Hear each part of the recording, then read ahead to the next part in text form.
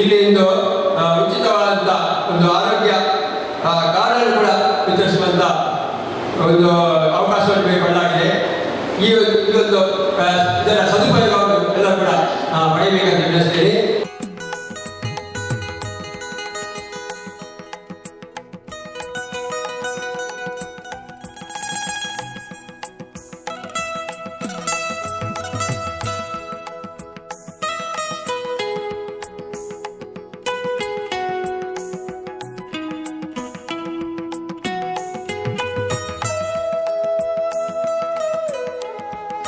ಕಾರ್ಯಕ್ರಮ ಉಚಿತವಾಗಿ ನಡೆಸುವಂತಹ ಒಂದು ಶಿಬಿರವನ್ನು ನಾವೀಗ ಹಲವಾರು ಪ್ರದೇಶಗಳಲ್ಲಿ ನಡೆಸ್ತಾ ಬಂದಿದ್ದೇವೆ. ಇಲ್ಲಿ ಈ ಕ್ಯಾಂಪನ್ನು ನಡೆಸುವಂತಹ ಉದ್ದೇಶ ಕೇವಲ ಒಂದು ಆಯುರ್ವೇದ ಆಸ್ಪತ್ರೆಗೆ ಕೊಡುವಂತಹ ಪ್ರಚಾರ, ಆಯುರ್ವೇದದ ಮಹತ್ವವನ್ನು ಸಾರುವಂತಹ ಒಂದು ಕೆಲಸ. ಇವತ್ತು ನೀವು ನೋಡಿರ್ಬೋದು, ಆಯುರ್ವೇದಕ್ಕೆ ಚಕ್ರ ತಿರುಗ್ತಾ ಇದೆ, ಆಯುರ್ವೇದಕ್ಕೆ ಜನರು ಒಲವು ತೋರಿಸ್ತಾ ಇದ್ದಾರೆ. ಹಲವು ಅಡ್ಡ ಪರಿಣಾಮಗಳು ಕೆಲವು ಔಷಧಿಗಳಲ್ಲಿ ಕಂಡುಬರುವ ಇದನ್ನು ಅರಿತು ಜನರು ಆಯುರ್ವೇದದಲ್ಲಿ ಅಂತಹ ಅಡ್ಡ ಪರಿಣಾಮಗಳು ಇಲ್ಲದಿರುವುದನ್ನು ಅರಿತು ದೀರ್ಘಕಾಲಿಕ ರೋಗವನ್ನು ಗುಣಪಡಿಸುವಂತಹ ಒಂದು ಆಯುರ್ವೇದದಲ್ಲಿ ಇರುವಂತಹ ಯಶಸ್ಸನ್ನು ಜನರು ಇವತ್ತು ಮನಗಂಡಿದ್ದಾರೆ. ಅದು ಹಲವು ರೋಗಗಳಿರ್ಬೋದು, ಚರ್ಮ ರೋಗಗಳಿರ್ಬೋದು, ಗಂಟು ರೋಗಗಳಿರ್ಬೋದು, ನರಸಂಬಂಧಿ ರೋಗಗಳಿರ್ಬೋದು, ಬಂಜೀತನ ಇರ್ಬೋದು, ಅದಲ್ಲದೆ ಪಕ್ಷಾಘಾತ ಇರ್ಬೋದು, ಅಥವಾ ಇವನ್ ಆಯುರ್ವೇದದಲ್ಲಿ ನಾವು ಅಂದ್ಕೊಳ್ತೇವೆ ಕೇವಲ ಗಂಟು ಸಂಬಂಧಿ ಅಥವಾ ಚರ್ಮ ರೋಗಗಳಿಗೆ ಮಾತ್ರ ಆಯುರ್ವೇದದಲ್ಲಿ ಬಂದಿದೆ, ಬೇರೆ ಯಾವುದೇ ಸ್ಪೆಷಾಲಿಟಿ ಇಲ್ಲ ಅನ್ನುವಂಥದ್ದೊಂದು ನಮ್ಮ ಊಹೆ. ಆದರೆ ನಾನಿವತ್ತು ಹೇಳ್ಬೋದು, ಆಯುರ್ವೇದದಲ್ಲಿ ಕಣ್ಣು ಕಿವಿ ಮೂಗಿನ ಚಿಕಿತ್ಸೆ ಮಾಡುವಂತಹ ವೈದ್ಯರಿದ್ದಾರೆ. ಅದರಲ್ಲಿ PG ಕೋರ್ಸಸ್ ಇದ್ದಾವೆ. ಈಗ ಮಕ್ಕಳ ಚಿಕಿತ್ಸೆ ಇದೆ. ಕೇರಳದಲ್ಲಿ ಒಂದು 500 ಬೆಡ್ಡಿನ ಹಾಸಿಗೆಯ ಒಂದು ಕಣ್ಣಿನ ಆಯುರ್ವೇದ ಆಸ್ಪತ್ರೆ ಇದೆ. ಕೇವಲ ಕಣ್ಣಿನ ಆಯುರ್ವೇದ ಆಸ್ಪತ್ರೆ ಕೇರಳದಲ್ಲಿದೆ. ಅದೇ ಥರ ಕಣ್ಣಿನ ಚಿಕಿತ್ಸೆ ಹೇಳೋದಾದರೆ ರಿಫ್ರಾಕ್ಟಿವ್ ಎರರ್ಸ್, ಮಕ್ಕಳಿಗೆ, ಸಣ್ಣ ಮಕ್ಕಳಿಗೆ ಕನ್ನಡಕ ಬೇಕಾಗ್ತದೆ, ದೃಷ್ಟಿದೋಷ ಇರ್ತದೆ. ಅದನ್ನು ಚಿಕಿತ್ಸೆ ಮಾಡುವ ಮೂಲಕ ಕನ್ನಡಕವನ್ನೇ ತೆಗೆಯುವಂತಹ ಒಂದು ಚಿಕಿತ್ಸೆಗಳು ಆಯುರ್ವೇದದಲ್ಲಿದೆ. ದೊಡ್ಡವರಿಗೆ ಅಷ್ಟು ಯಶಸ್ಸನ್ನು ಕೊಡಲಿಕ್ಕಿಲ್ಲ, ಆದರೆ ಸಣ್ಣ ಮಕ್ಕಳಲ್ಲಂತೂ ಕನ್ನಡಕವನ್ನು ನಾವು ಅವರ ಯಾವುದೇ ಆ ದೃಷ್ಟಿ ಸಂಬಂಧ ಕಾಯಿಲೆಗಳಿಗೆ ನಾವು ಚಿಕಿತ್ಸೆಯನ್ನು ಯಶಸ್ವಿಯಾಗಿ ಮಾಡಬಹುದು. ಬಂಜೇತನಕ್ಕೆ ಒಳ್ಳೆ ಚಿಕಿತ್ಸೆ ಇದೆ ಆಯುರ್ವೇದದಲ್ಲಿ, ಅಥವಾ ಸ್ತ್ರೀ ರೋಗಗಳಿಗೆ ಬೇಕಾದಂತಹ ಚಿಕಿತ್ಸೆ ಆಯುರ್ವೇದದಲ್ಲಿದೆ. ಅದಲ್ಲದೆ ಮೈಗ್ರೇನ್ ಇರ್ಬೋದು, ಅಥವಾ ನಿಮ್ಮ ಸೈಕಾಲಜಿಕಲ್ ಡಿಸಾರ್ಡರ್ಸ್, ಮೇ ಬಿ ಇತ್ತೀಚಿನ ದಿನಗಳಲ್ಲಿ ಡಿಪ್ರೆಷನ್ ಮೊದಲಾದಂತಹ ಸಮಸ್ಯೆಗಳು ಹಲವಾರು ನಮಗೆ ಕಾಣಿಸುತ್ತಾ ಉಂಟು, ಮಕ್ಕಳಲ್ಲಿ ಕಾಣಿಸುತ್ತಾ ಉಂಟು. ಹಾಗಾಗಿ ಇಂಥ ರೋಗಗಳಿಗೆ ಆಯುರ್ವೇದದಲ್ಲಿ ಉತ್ತಮ ಚಿಕಿತ್ಸೆ ಇದೆ. ಹಾಗೆ ಈಗಿನ ಸರ್ಕಾರ ಬಂದ ಮೇಲೆ 2014ರಲ್ಲಿ ಆಯುಷ್ ಮಂತ್ರಾಲಯ ಪ್ರಾರಂಭ ಆಯಿತು. ಈ ಆಯುಷ್ ಮಂತ್ರಾಲಯ ಬಂದ ಮೇಲೆ ಯೋಗಕ್ಕೆ ತುಂಬ ವಿಶ್ವವಿಖ್ಯಾತವಾಯಿತು. ಯೋಗ ವಿಶ್ವವಿಖ್ಯಾತ ಆಯಿತು. ಎಲ್ಲ ದೇಶದಲ್ಲಿ ಯೋಗವನ್ನು ಜನರು ಪ್ರಾರಂಭಿಸಿದರು. ಅದೇ ಥರ ಆಯುರ್ವೇದದ ಹಲವು MOUಗಳು ಬೇರೆ ಬೇರೆ ದೇಶಗಳೊಟ್ಟಿಗೆ ಸೈನ್ ಆಗಿದ್ದಾರೆ. ಆಯುರ್ವೇದಕ್ಕೆ ಹೊರಗಿನ ದೇಶದಿಂದ ಜನರಿಗೆ ಅದರ ಬಗ್ಗೆ ಆಕರ್ಷಣೆ ಜಾಸ್ತಿ ಇದೆ. ಅವರು ಏನು ತಿಳ್ಕೊಳ್ಬೇಕು ಅಂತ ಜಾಸ್ತಿ ಮಾಡ್ತಾ ಇದ್ದಾರೆ. ಚೈನಾದಲ್ಲಿ ಚೈನೀಸ್ ಮೆಡಿಸಿನ್ಸ್ ಪ್ರಾಕ್ಟೀಸ್ ಇದೆ. ಭಾರತದಲ್ಲಿ ಭಾರತ ಸಂಸ್ಕೃತಿಯಾದಂತಹ ಭಾರತೀಯ ವೈದ್ಯ ಪದ್ಧತಿಯಾದಂತಹ ಆಯುರ್ವೇದ ಹಿನ್ನೆಲೆಗೆ ಹೋಗಿತ್ತು. ಆದರೆ ಇವತ್ತು ಜನರಿಗೆ ಅದರ ಬಗ್ಗೆ ಆಕರ್ಷಣೆ ಜಾಸ್ತಿ ಆಗ್ತಾ ಉಂಟು. ಹಾಗಾಗಿ ನನ್ನ ಅನಿಸಿಕೆ ಏನಂದರೆ, ಮುಂದಿನ ಒಂದು 10 ವರ್ಷ ಆಯುರ್ವೇದಕ್ಕೆ ಜನರ ಬರುವಂತಹ ಸಂಖ್ಯೆ ಜಾಸ್ತಿ ಆಗ್ತದೆ.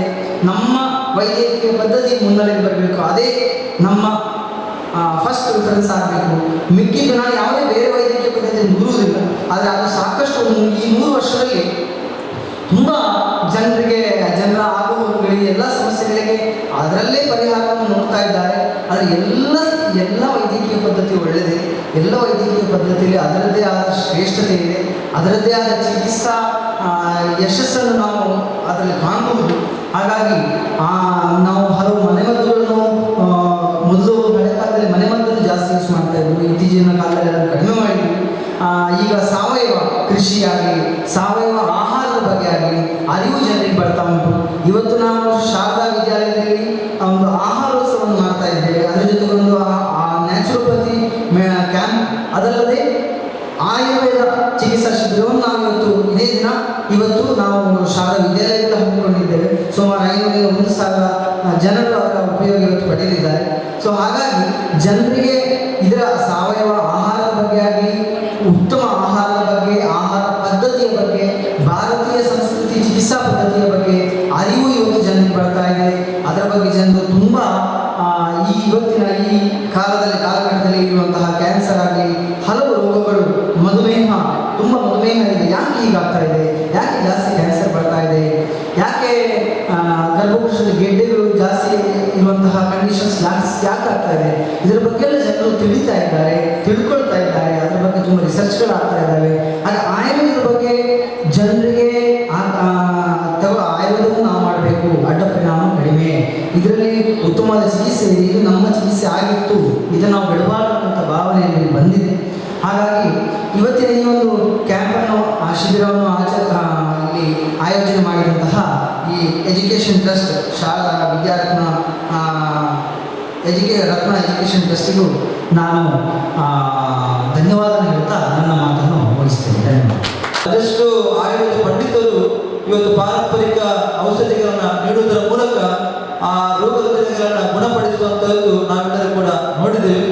ಅದರಲ್ಲೂ ಬಹಳ ಮುಖ್ಯವಾಗಿ ಇವತ್ತು ನಮ್ಮ ಶಾರದಾ ಆಯುರ್ವೇದ ಆಸ್ಪತ್ರೆ ನಮಗೆಲ್ಲರಿಗೂ ಕೂಡ ತಿಳಿದಿರುವಂತೆ ತಲಪಾಡಿಯ ಆ ದೇವಿಪುರ ಆ ಭಾಗದಲ್ಲಿ ಸುಸಜ್ಜಿತವಾದಂತಹ 100 ಬೆಡ್ಡಿನ ಒಂದು ಸುಸಜ್ಜಿತವಾದ ಆಯುರ್ವೇದ ಆಸ್ಪತ್ರೆಯನ್ನು ಆಯುರ್ವೇದ ಶಾರದಾ ವಿದ್ಯಾಲಯ ಶಾರದಾ ಸಮೂಹ ಸಂಸ್ಥೆಗಳ ಗೌರವಾನ್ವಿತ ಎಂ.ಬಿ. ಪುರಾಣಿಕರವರ ನೇತೃತ್ವದಲ್ಲಿ ಆಗುವಂಥದ್ದು ನಾವೆಲ್ಲರೂ ಕೂಡ ನೋಡಿದಂಥದ್ದು. ಬಹಳ ಉತ್ತಮವಾದ ಪರಿಸರ, ಒಂದು ಸುಂದರವಾದ ಆರೋಗ್ಯಪೂರ್ಣವಾದ ಪರಿಸರದಲ್ಲಿ ಆ ಒಂದು ಆಯುರ್ವೇದ ಆಸ್ಪತ್ರೆ ತಲೆ ಎತ್ತಿ ನಿಂತಿದೆ. ಬಹಳಷ್ಟು ಜನ ಅದರ ಆಶ್ರಯವನ್ನು ಪಡೆಯುವಂಥದ್ದನ್ನು ನಾವು ಇವತ್ತು ಕಾಣ್ತೇವೆ.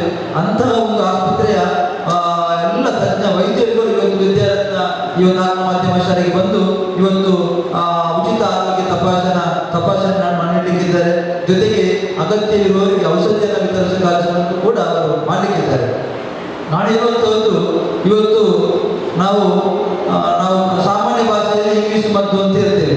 ಅದನ್ನು ಬಿಟ್ಟು ಆ ಪರಿಧಿಯನ್ನು ಬಿಟ್ಟು ಆಯುರ್ವೇದ ಚಿಕಿತ್ಸೆಯ ವಿಚಾರಕ್ಕೆ ಬಂದಾಗ ಯಾವುದೇ ರೀತಿಯಾದ ಅಡ್ಡ ಪರಿಣಾಮ, ಸೈಡ್ ಎಫೆಕ್ಟ್ ಅಂತ ನಾವು ಹೇಳ್ತೀವಿ, ಅಡ್ಡ ಪರಿಣಾಮ ಇಲ್ಲದೆ ಒಂದು ಚಿಕಿತ್ಸೆಯನ್ನು ಕೊಡುವಂತಹ ಒಂದು ಪದ್ಧತಿ ಇದ್ದರೆ ಅದು ಆಯುರ್ವೇದ ಚಿಕಿತ್ಸಾ ಪದ್ಧತಿ. ಅದೆಷ್ಟೋ ರೋಗ ರುಜಿನಗಳಿಗೆ ಒಂದು ಉತ್ತಮವಾದ ರಾಮಬಾಣವಾಗಿ ಇವತ್ತು ಆಯುರ್ವೇದ ಚಿಕಿತ್ಸೆಯು ಮೂಡಿ ಬರುತ್ತಾ ಇದೆ. ಬಹಳ ಮುಖ್ಯವಾಗಿ ಸಾಮಾನ್ಯವಾಗಿ ಎಲ್ಲರಿಗೂ ಕೂಡ ಯಾರು ಕೇಳಿದ್ರು ಕೂಡ ಸಮಾಜದಲ್ಲಿ ಆರೋಗ್ಯವಾಗಿದ್ದೇವೆ ಅಂತ ಎದ್ದು ಹೇಳಿದ್ರು ಕೂಡ ಹಲವಾರು ರೋಗ ರುಜಿನಗಳು ನಮ್ಮನ್ನು ಕಾಣುವಂಥದ್ದು ಇವತ್ತು ಸರ್ವೇ ಸಾಮಾನ್ಯವಾಗಿದೆ. ಅದು ನಾವು ತಿನ್ನುವಂಥ ಆಹಾರ ಇರ್ಬೋದು, ಅಥವಾ ನಮ್ಮ ದಿನನಿತ್ಯದ ಕಾರ್ಯ ಒತ್ತಡದ ಜೀವನ ಇರ್ಬೋದು, ಇದೆಲ್ಲವೂ ಕೂಡ ನಮ್ಮ ಅನಾರೋಗ್ಯಕ್ಕೆ ಕಾರಣವಾಗಿದೆ.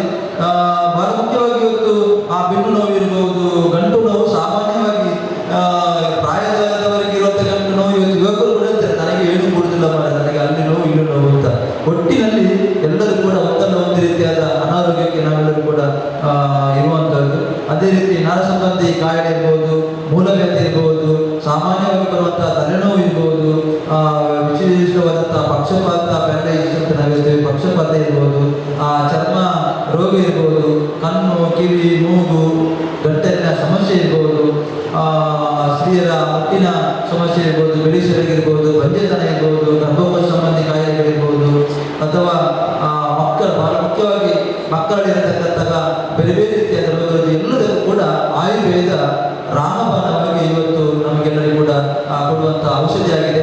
ಆ ನಿಟ್ಟಿನಲ್ಲಿ ಶಾರದಾ ಆಯುರ್ವೇದ ಆಸ್ಪತ್ರೆ ಬಹಳ ಉತ್ತಮವಾದ ಕೆಲಸವನ್ನು ಮಾಡ್ತಾ ಇದೆ. ಬಹಳ ಸುಂದರವಾದ ಪರಿಸರ, ನಾವೆಲ್ಲರೂ ಕೂಡ ಅದು ಸ್ವಲ್ಪ ಗಮನ ಹರಿಸಬೇಕು. ಯಾಕೆ ಅಂತ ಹೇಳಿದ್ರೆ ಆ ಒಂದು ಗ್ರಾಮೀಣ ಪ್ರದೇಶದಲ್ಲಿ ಆ ಆಸ್ಪತ್ರೆ ಮಾಡಿದ್ದೇ ಒಂದು ವಿಚಿತ್ರ. ಯಾಕೆ ಅಂತ ಹೇಳಿದ್ರೆ ಎಷ್ಟೋ ಜನ ಇವತ್ತು ಆ ಒಂದು ಆಯುರ್ವೇದ ಆಸ್ಪತ್ರೆಯ ಬಳಿಗೆ ಬರುವಂಥದ್ದನ್ನು ನಾವು ನೋಡ್ತೇವೆ. ಅದೆಷ್ಟು ರೋಗ ರುಜಿನಗಳಿರತಕ್ಕಂತಹ ಅದೆಷ್ಟು ರೋಗಿಗಳು ಅಲ್ಲಿ ಬಂದು ಉಚಿತ ಚಿಕಿತ್ಸೆಯನ್ನು ಪಡೆಯುವಂಥದ್ದು.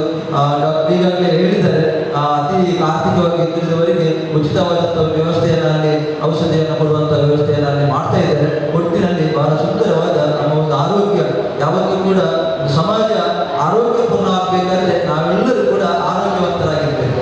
ಆವಾಗ ಸುಂದರವಾದ ಆರೋಗ್ಯ ನಿರ್ಮಾಣ ಆಗಲಿಕ್ಕೆ ಸಾಧ್ಯತೆ ಇದೆ.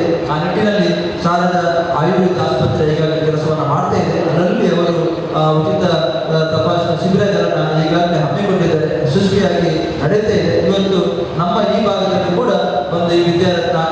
ಸಂಸ್ಥೆಯಲ್ಲಿ ಈಗಾಗಲೇ ಕಾರ್ಯಕ್ರಮದ ಉದ್ಘಾಟನೆ ಆಗಿದೆ. ಒಂದು ಉಚಿತ ಆರೋಗ್ಯ ತಪಾಸಣಾ ಶಿಬಿರದ ಆ ಸದುಪಯೋಗವನ್ನು ನಾವೆಲ್ಲರೂ ಕೂಡ ಪಡೆಯಬೇಕು.